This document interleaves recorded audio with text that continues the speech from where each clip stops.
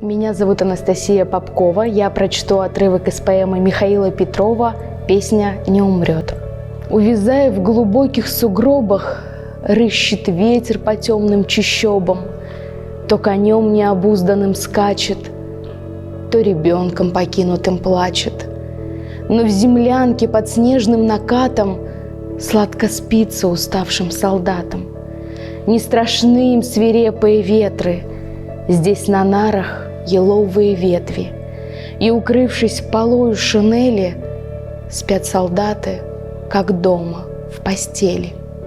У коптилки мигающий пламень, машут тени большими крылами, по углам разлетаются тени, снятся воинам битвы, сраженья, из просонок, сжимая солдаты напряженной рукой автоматы.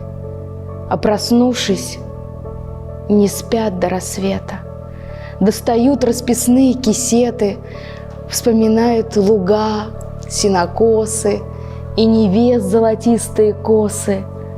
Над письмом из родимого крова в эту полночь не спится Кедрову.